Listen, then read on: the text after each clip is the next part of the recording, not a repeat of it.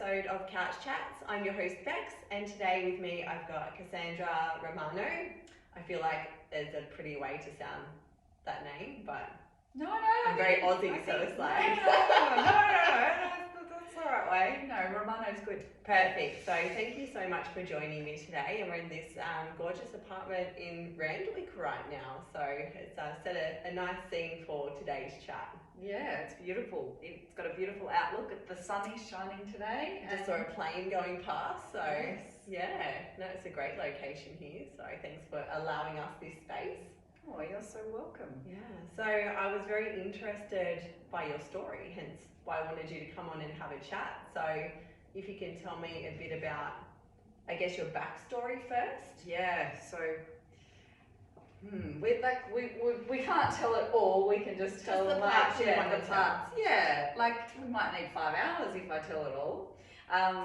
My story, I guess the main kind of gist of my story is I grew up in a migrant family. Okay. Yeah, so my dad migrated from Greece with Yeah. a lot of kids, and my mum and dad got married really young.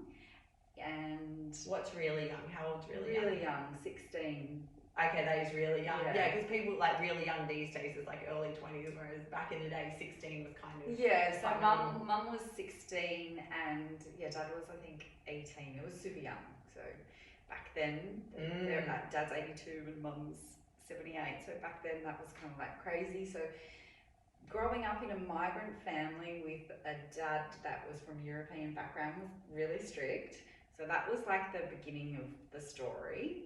And there's lots of different elements to it. We might need part two. We can do three, part 2, 4, 3, 4, 5. Yeah, we can do that.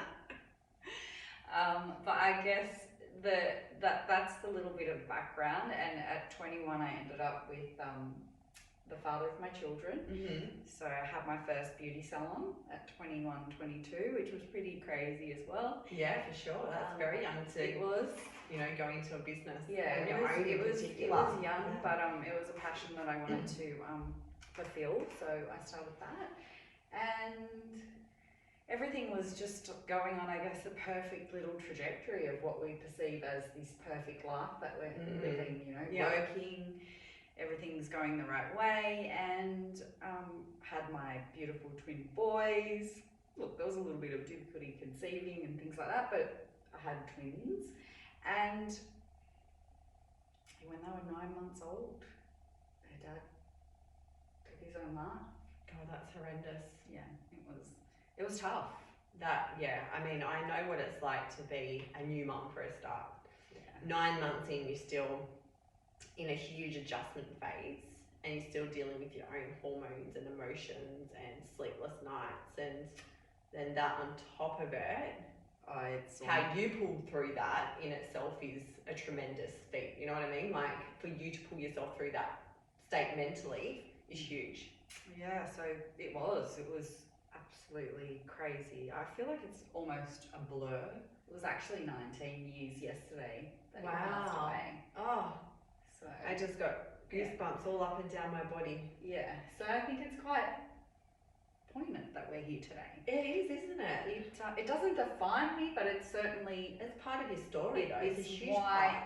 it's what's made me who I am today. So at 9 months old, passed away.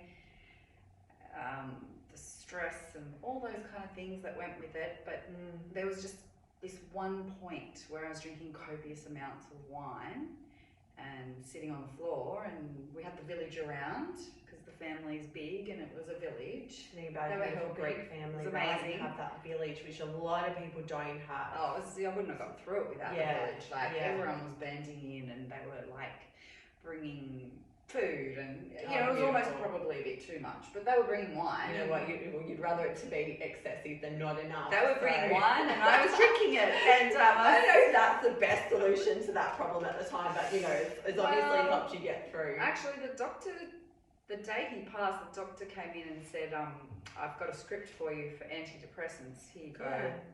take them." And I was like, "Oh, really?" Actually, wine's probably better than.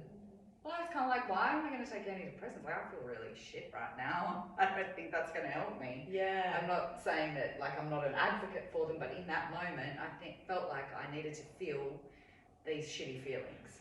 Yeah, and look, I've taken antidepressants before as well, and they do very much kind of mask the problem. But at the time, I needed those to allow me the headspace to work on my own personal development journey. So it is a bit of a band-aid solution, but I think as long as you're putting in your own work behind that to fix the problem, instead of just masking the He solution. had literally just taken his life. It was I was like, no, I'm not ready for that now. I'm not saying you needed that mourning period as well. Yeah. So I guess the pivotal moment for me was at this time I felt like I was probably quite drunk and my kids were crawling across the floor and I was kind of like, they were crawling towards me and I was like, okay, I'm really drunk.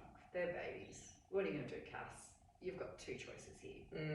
You're going to pick yourself up and sort yourself off, sort yourself out, or you're going to fall into the same hole. Yeah.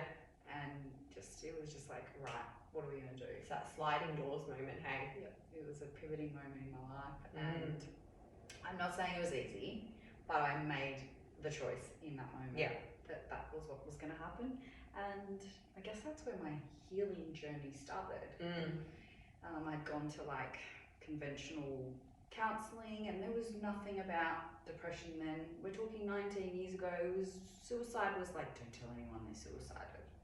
And I felt like I was one of the first people of my age of like 30, I can't remember. There's trauma around it, so I do forget. I think I was 30, and there were no answers.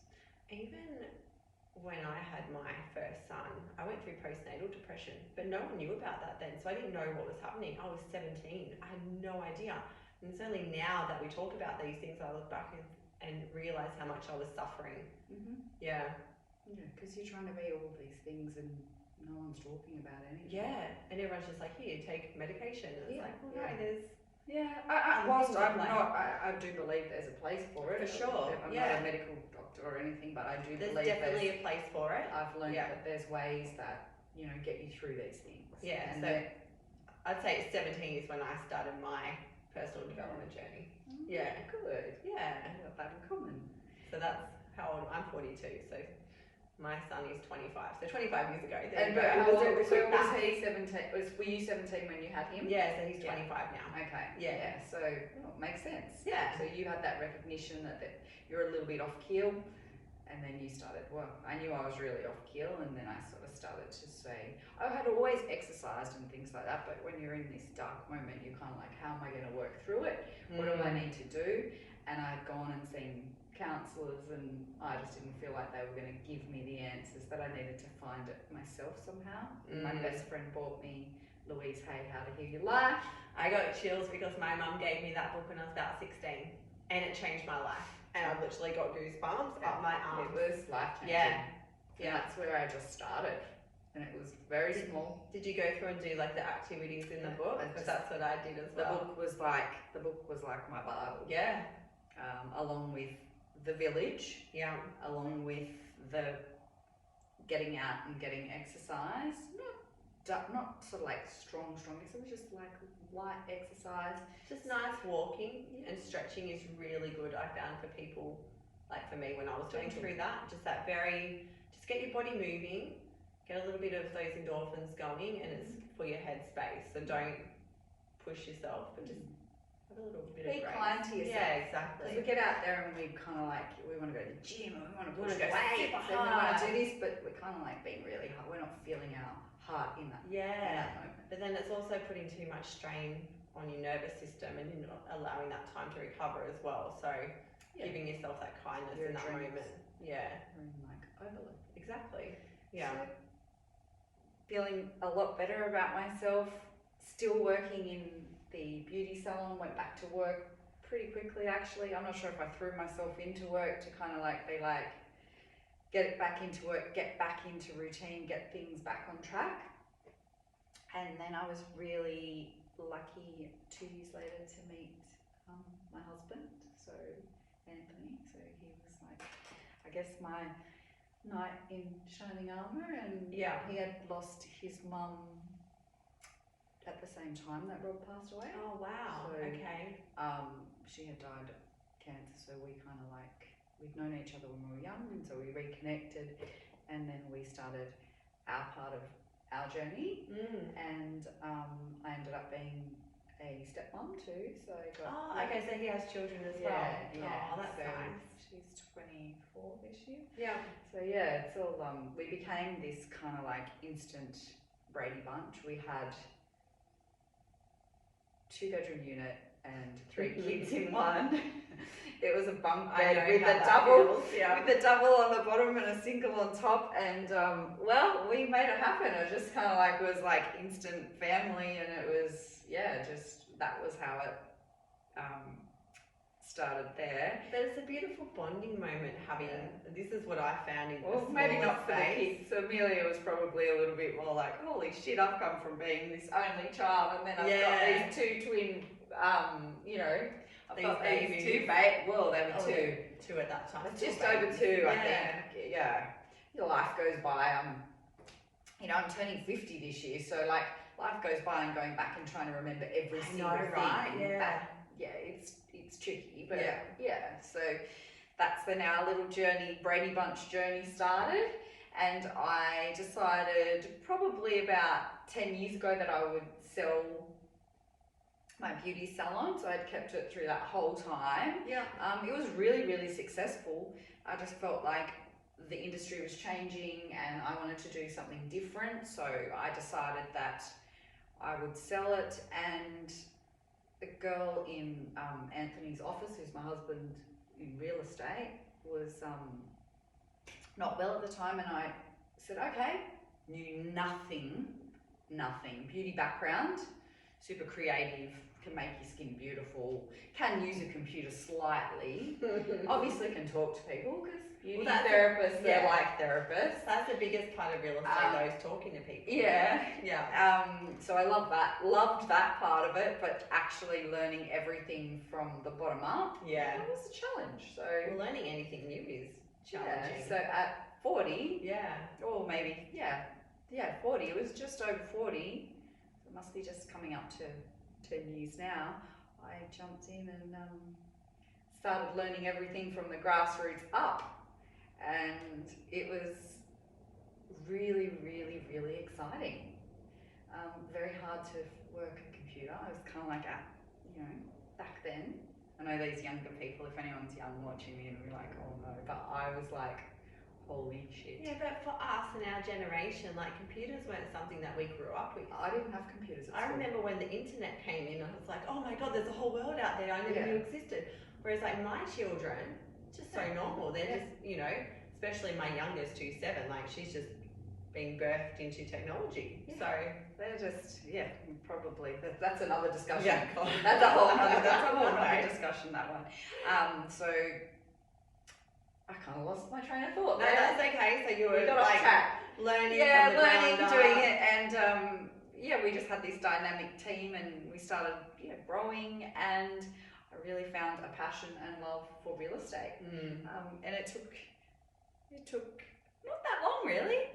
And then 10 years goes by, and you're there, and then so we got to the COVID scenario though, and that's when I guess things started to change a little bit within me. I noticed that I don't want to go too far into the rabbit hole because we'll be here for 3 days, but we worked through COVID. We were essential workers in Sydney, so we worked through COVID, and it was a challenging time for everyone, but especially we weren't the lucky. Well, I guess it's different how you look at it, but we certainly didn't get to sit back and go, oh, we're gonna go for walks and do all that kind of stuff. We continued to work through the tough times, and kind of have to grind even harder through that tough time because everyone predicted the market was going to crash. So that's when I sold my house. I'd just done all these renos to it, used up all my equity. I thought the market was going to crash, and as a single parent, I hope it wasn't a financial planner that said that to you. No, it was a fear-based decision and circumstances at the time. And I thought, I need to sell now, cut my losses, walk away even, because if I waited for the market to crash, I had this fear that I'd still have a mortgage and not have a house. Well, they're valid fears to have, though. It was, and If there was, to be fair, if we really want to get into that, I mean, it was a fear-mongering time. Everything was driven by fear. But I was also going through some other back-end things at the time to drive that fear. So, it's one of those things, but who would have predicted that? What would happen in the property market for it? No, I don't think anyone knew that was coming, but I do think that there was a lot of fear surrounding everything. Like it was, I just had to turn the TV off. I had to do that as well because I had to do it for my kids. I had to do it for myself, and I just had to not look at it because I felt like every time I turned it on, it was daily. It was literally the words, daily. I can recite them, but I can't think of it right now. Yeah, it was like something that was just continually said on repeat every day, and I was like, okay, I've had enough. Yeah, for sure. And you just got to make that decision to switch off. So kids were at home, we were at work. The boys were in year 11, so they were doing their significant years, and one of my boys was doing a trade schooling, and that kind of like there was decisions that needed to be made quickly, like we've got to get out of school because he was not doing trade. He was sitting there starting to play games in his room, which they never did. They were outdoor kids, so I was like, right, that's it, get out. Just go and ride your bike, go in twos, don't break any rules, just go. And then when we sat back, they ended up getting a job during that time because you could work at Coles. My boys did too because they were at uni and their uni shut down. So we moved from the Central Coast to Sydney. I thought, perfect, they're right down the road from uni now. We made all these decisions in that, like between the first and second COVID restrictions. So that's why I moved down. And then we moved down and they couldn't go to uni anymore. And the same thing, they were just stuck in their rooms. They loved gaming anyway. They did end up getting jobs, thank God. But it was. Yeah, so we had one leave school. They were working just to get out and about. That social aspect too. Yeah, it was tough times for everyone. Yeah. And so for me, I kind of like I think it was a bit of a paradigm shift, and I just thought I want to start studying a little bit more during that time, and all those skills that I implement in my own daily life, I really wanted to get to the nuts and bolts of how to actually help others do it. So what a perfect time when a lot of people really needed that help. Yeah, that mindset shift in that time. Well, I think it triggers things in me. It triggered something in me about my husband's first husband's. Because obviously that mental health part of it, which obviously triggered things in me. Yeah. The dynamics, it brought up things, and I was like, right, I need to look at this. And again, because you're always looking, you're always healing, you're never healed. There's always something. Yeah. There's always something new in life that challenges you to have to heal a new part and take a new journey or reevaluate, reassess, realign. Just a little challenge. No, we can't always be shooting rainbows. I love that. When you said that the other day, I cracked up and I'm like, that is the perfect saying, but it reminded me of Care Bears. Oh, right. Yeah. I don't know. Actually, you know what? I don't know where I get it from. It's just that literally we're not always happy. Yeah. There's times where we're going to be like going, okay, today the sun's shining. Yesterday it was pouring with rain. Tomorrow, who knows? And I think that's really important for people to understand because there's a lot on social media where people are just positive affirmations like this and that and a mindset, and it's like even these people have bad days too. Problem is they don't show enough of that, and I love coaches that have that real side of them where they're like, today I'm having a bad day, but this is what I'm going to do about it. Yeah, and on social media is also like, everyone's trying to be so perfect, and we know that's not reality. No, it's not. No. Yeah. And I guess NLP is all about that too. Like we do know that people have, but you can't always be in that vibing zone. Exactly, you just nailed it. Yeah. So, but coaching and NLP and all these things, they come into everyday life. So they come into, you use it in real estate. Yes, you read people, you listen to people, you use it everywhere. Yeah, it's a very big part of sales for sure. Yeah, well, it's just like the psychology. It's also around shifting it. people. People are birth tests and marriages. You know, you're going into someone's home, they might be getting a divorce, they're selling, they're unhappy. dealing with the dynamics of certain families or husband and wife not talking, and you've got to be the you've got to be very medium. Well, no, you've got to be Switzerland. Yeah. And it's really hard being Switzerland, but you have to do it, and it's just reading and navigating everyone's different feelings, emotions. So I feel like I've incorporated it all in, and it's working. That's the most important part, is that it's working in all of your aspects, and that's all the sort of personal development things that I've done in life has transferred over to everything that I do in life. I've still got a couple of things which we mentioned before that we're going to talk about afterwards that are kind of my little hurdles in life, and that's so we all have our hurdles and blocks. Mine is a financial one, because I grew up, I was mum at 17, I had nothing. So still in the back of my mind, that's like one of my, I'm in that scarcity mindset. Limiting belief. Regardless of how much I earn. Well, I don't like naming it. We'll work on it. We'll talk about that later. That's another show. But I also feel like it's important for people to understand that everyone has their thing. No matter how much they look put together on the surface, like there's always something someone's working on somewhere. Absolutely, 100%. There is no way around it. Yeah. If anyone's telling you differently, they're lying. They're full of it. They're absolutely full of it. Absolutely. Yeah. So, what else can we say? What else can we say about that? Get out there, be your true, authentic self. Yeah. Whatever that looks like, the good, the bad, the ugly.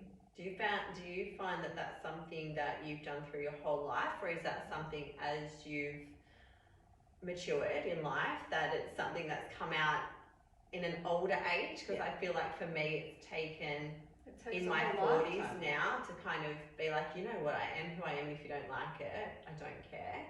Yeah, absolutely. And I think it's I've spoken to people that are in their 70s that are like that they're just coming into that now. Yeah, absolutely.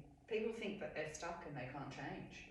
People think that no, this is the only way that we need to live. And I'm here to tell you that that's not right. You can change all the time. Yeah. You need to shift your mindset to change your life. If you continually say the same story over and over in your head. I could be living here right now, being in this story of like, I was widowed at that age, and I had twins, and woe me, but is that what we're calling the victim mentality? We are. Yeah, I'm like, am I saying the right thing? We are. Yeah. I don't like to label it too much, but it definitely is. Just words that make sense to people. We get stuck. Yeah, we really get stuck, and you make. We get stuck in the wrong chapter of our story. Yeah, we need to move forward. Yeah, get out of the mud. Get out of. Stop living in chapter 1. Chapter 5 now. Yeah, so I feel like I've had plenty of chapters, so I could write a book. There's so many chapters. I told you we need hours and hours. Yeah. Hours and hours. We don't have that. We'll bore everyone if we're here for hours. Well, maybe not today, but we can definitely revisit some of those other parts in different episodes as well. But I guess the main gist is that getting through things, the tools that you have in place, those little baby steps that you make every day, they really get you towards goals, living your best life. Not always shitting rainbows, no. There's going to be dark days. Yeah, be real. Daily actions, habits and routines. Absolutely. And being kind to yourself and understanding that not every day is a high energy day. Yeah. Some days your energy can move down. Yeah, I wake up some days and I'm like, oh shit, I'm having a bad day today. How are we going to reframe that? Yeah. And then I say to myself, right, okay, we're going to put some music on, we're going to dance around. Yeah. We're definitely going to implement exercise in our daily life, but sometimes you get up and you're like, I'm too tired, I want to go back to bed. Sometimes your body literally just needs a rest. I'm a very active person, but if I have a day where I'm genuinely like, my body's saying no today, I've had to learn to listen to that, because I would usually push through that. Yeah. But that's where I know, because I'm such an active person, that if my body's saying that, it's just time to have a rest that day. Pick it up again tomorrow. Yeah. Definitely. Always listening to the body, listening to the intuition, going with the gut feelings. What else can I say? What else is something that people might want to Yeah, I mean, you mentioned that you put on music and that's like your thing, and we did that before this just to kind of get in zone, and everyone has their little things that work for them. Yeah, to increase their energy. So definitely like maybe some other things that people could do. There's definitely like I follow a program, so I run by everyone's different, but I like to run by a kind of like set program of my daily habits. So I definitely like to start my day with exercise. I'm part of the 5 a.m. club, so I like to get up at 5 a.m. I decided to do that many years ago when the kids were small, and I felt like I had absolutely no time for myself. I think there was a mother that was she had like create that time. She had 5 kids and she would go running along the sand every morning, and I was like, oh, I just don't know. Like everyone says, I just don't know how you have the time to do that.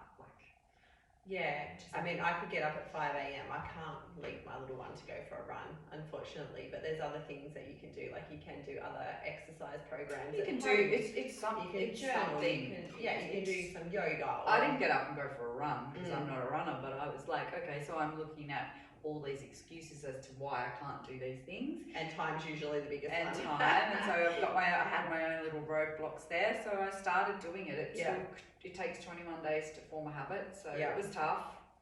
And it stuck. And it's a non-negotiable for me. How long have you been part of the 5 a.m. club? Ooh, a long time. The boys are 19.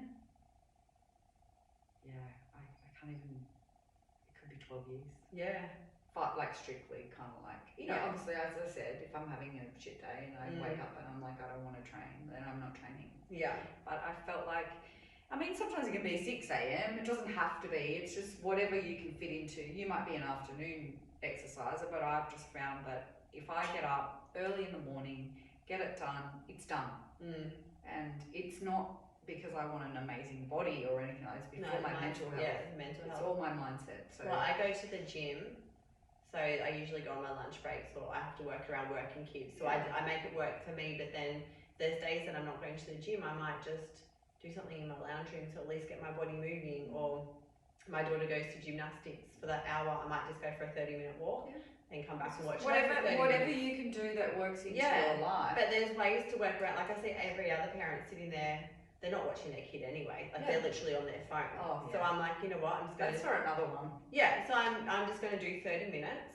Walk, and then I'll come back and. Yeah, but that's great. It's just finding. It's just something. It's getting rid of the excuses that we give to ourselves all the time. And even if it's 10 minutes a day, like it's better than nothing. Moving. Yeah. It's even just dancing in your kitchen. So if you get up in the morning and you're feeling really not on your A game, put the music on, have a dance around whilst you're making a cup of coffee.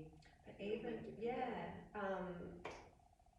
you were doing like that before, the shaking part, and I've seen someone else do that, and they do like their breath work, and they literally just spend time. I'm doing it on camera, I'm looking like a weirdo, but just shaking, and even that gets things going. Well, because beauty background, I've studied Reiki, energy. So I've done my masters. So I do. It is. It's definitely. It's all. There's so many things you can do to make your life better, and there's the internet and Google, and you can see it on Instagram. It's whatever you need to do to make yourself feel better in that moment, and it's not the same for everyone. So I definitely do breath work if I'm really stressed. And there's so many people. I do the box breathing. I don't know the box breathing. Oh, so it's the 4 up, the hold for 4, and then out for 4, and then hold for 4. So people call it different things. I've just seen it as like the box or the 4 in, 4 out method. But that's great. That's something that's helped me a lot. Yeah. So if I'm driving down the freeway and I'm stressed out, and in that moment there's nothing else I can get, it's the breathing, because that's all I can access in that moment. So it's finding things for like any situation that are easily accessible to you as well. Yeah. It's whatever works. So I've got a lot of meditation or podcasts that I listen to, music, everything. Depends what mood I'm in, actually. Sometimes I might need to listen to 1970s music, just at the top of my lungs Yeah. screaming in the car, and then other times I need to be like all namaste and listen to something meditative. And Yeah. sometimes I need to go to my 90s days where I was partying, and it's just whatever makes it work. But music is definitely one of the things. Yeah, it is, isn't it? And listening to the right kind of music, because the wrong kind of music can really Well, lower yeah. your mood if it's a sad, like, depressive if love you're song. really listening, if you're going through a breakup, Nostalgic, if you're listening to like all the breakup tracks. Adele, and then you're like, okay, but it's all subjective. Some people listen to that and they find solace in it, but it's just finding the tools.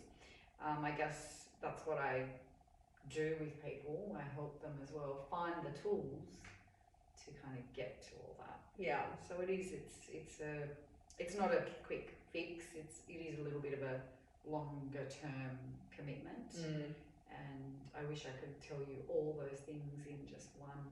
No, there's so many different things. Yeah. There's so many. But you can start tomorrow. So Yeah. you can start tomorrow by just going for a walk. Yeah. You can start tomorrow. Like people are like, no, I'm going to wait till then. No, just get up and just go for a walk. Yeah. Whether it's walking to the corner store, or if you're in a bad place and you want to get out of it, Yeah. that's the best thing to do, exercise. Yeah, for sure. So I guess that was my main focus, along with personal development, was to just put all those things together, and now I like to help others do the same. And as I said, I use it in real estate as well, but my side hustle is also helping others. Yeah. So really, Did you want to mention the name of that side hustle? well, I can mention the name of my real estate office as well. Yeah, So go for I it. work Tell everyone for- who you are and what you do. Give yourself a plug. My name is Cassandra Romano. No, I'm being silly now. Yes, I work as a sales agent at Olsen Romano Estate Agents, and as my side hustle, I do Sacred Pathways, which is helping people really get through grief and trauma, and just getting out of the mud and working through and trying to get through and make rainbows and To clear water. clear water, not too many storms, and we're all going to navigate storms. So Yeah. it's just how we navigate out of them. And having someone help navigate you through those storms as well. And so, like I said before, sometimes you walk into a shitstorm with a married couple that's no longer wanting to be married, and they're going through a really ugly divorce, and you walk in and they're having a massive argument, and you're like, okay, everyone, we need to calm down. So it's using the tools that you have in everyday life as well. Yeah. And I think that you can do it all. You can wear many hats. Yeah, for sure. You don't have to be, at 49, 50 this year. Age is just a number. I mean, I honestly, I had to go back and stalk your page because I thought you were in your 30s when we first spoke. And I was like, stop it, pay almost later, 50s, pay stop later, it. pay later. Look, No, I'm look, kidding. No, I genuinely do. my forehead is moving, guys. It's the wog genetics. I'm allowed to say it because I'm a wog. It's my dad's genetics. Honestly, he's 82. He looks phenomenal. I'll show you a picture later. You'll be like, "There's no way your dad's 82." Yeah. But I got off track there. No, that's okay. We got off We're track. talking about, navigating people through the storm and, marriage breakups and, Yeah. yeah. There's always something. So there's always something that we're going to have to go through in life. I don't think, you always have to feel to heal, and Yeah. we have to sit sometimes and sit back and look at our shit and say, right, okay, how are we going to fix this, or how are we going to move through, some blockages. So there's always something for someone to learn, and you don't necessarily have to see a coach. You can find it all on the internet if you want, but It's nice to have someone to hold you accountable too. So yes, everyone can do their own research. I've done my own research. I've also had a coach, and I found just having that coach for even a period of time kind of launched me to where I needed to be. Absolutely. Because I had Coaches the need tools. coaches too. Yeah, I had the tools, but I wasn't necessarily using the tools effectively. So it's like some people pick up a hammer and be like, microphone, what am I doing with this? And sometimes they just need to know how to hammer that nail in the wall. Yeah. Yeah. Some people No are. weird analogies. Welcome to Beck's world about weird Oh, analogies. some, no, that's perfect. It's a great analogy because, but it's also some people are great at some things too. Like, Yeah. I'm not always. I might have to delegate. Yeah. But certain things that I love and I'm passionate about, I feel like I do really well. So Amazing. So if anyone does want Cassandra's details, I will put them in the show notes as well, so you know where to find her if you're okay with that. absolutely. Perfect. So Help anyone if you want to sell your property. If Yeah. you need help navigating through that storm.